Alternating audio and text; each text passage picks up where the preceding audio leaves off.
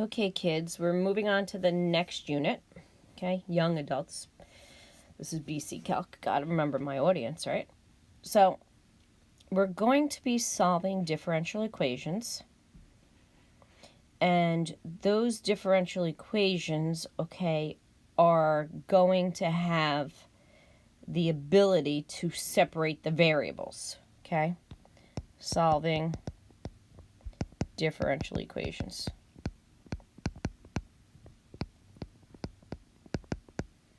All right, so let's start. Example 1, okay? We're going to solve this differential equation. Solve for y as a function of x, okay? So we have the differential equation, dy dx equals 2x over y. Okay, keep in mind that y cannot equal 0. Because if it did equal 0, then the derivative would not exist. Because the denominator is 0. All right, so you're going to cross multiply. That's called separating the variables, okay? On the AP exam, you get 1 point. Then you integrate.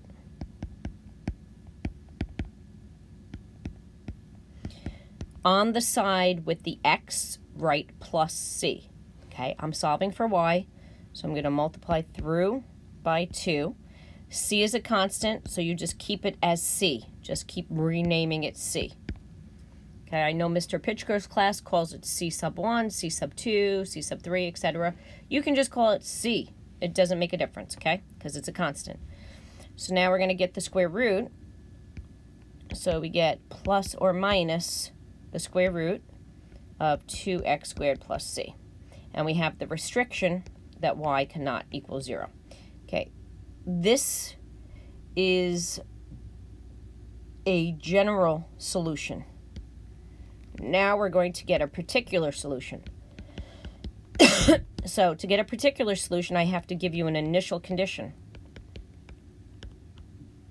So the initial condition I'm going to give you is that y of 1 is negative 3.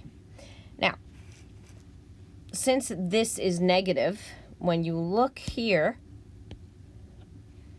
I'm going to have to choose the negative side because y is negative. So number 1, I'm going to write y equals negative square root 2x squared plus c. So now I'm going to sub this in.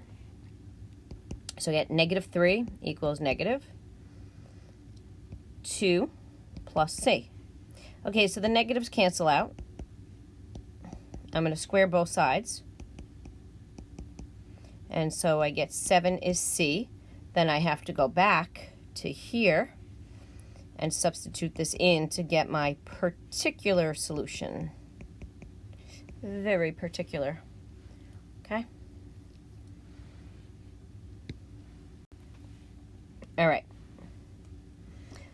So when you substitute in, all right, is going to depend on where you think it's the easiest to solve for c.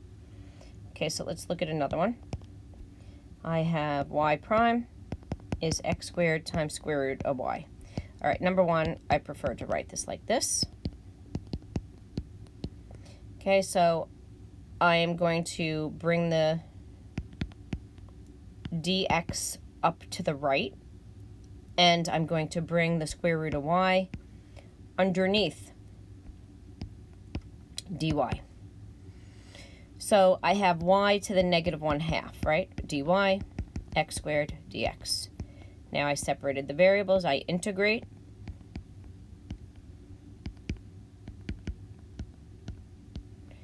Plus c. Then I'm going to use an initial condition. So my initial condition is going to be y of 3 equals 4.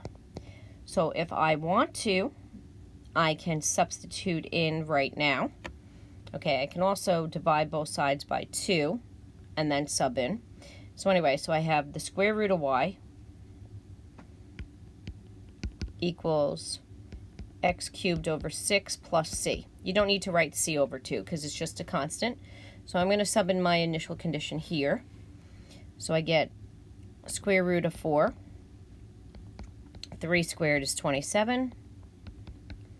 So I get 2 equals, well, 6 goes into 27 4.5 times, right?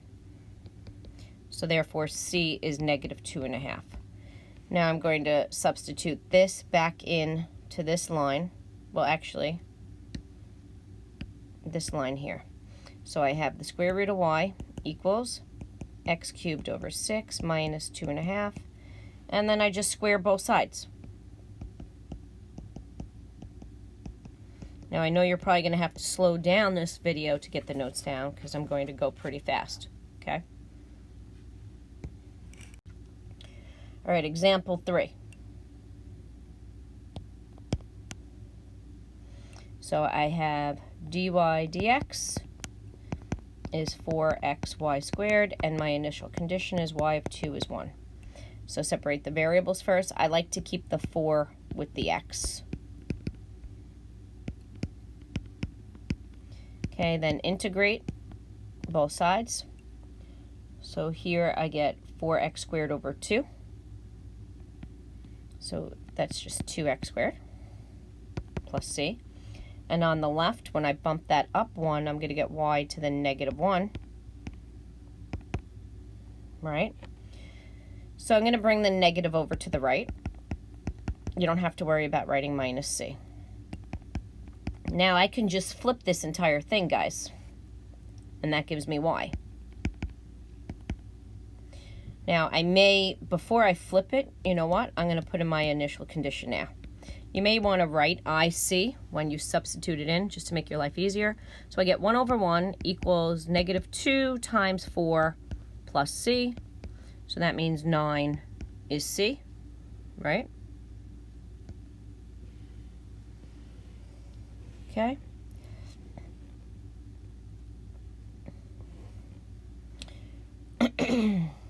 So now I'm going to go back, copy this part over, the 1 over y, subbing in my 9, and then I just flip this whole thing to get y.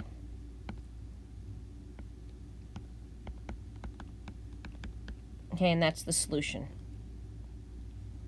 Okay, now keep in mind that this denominator cannot equal 0.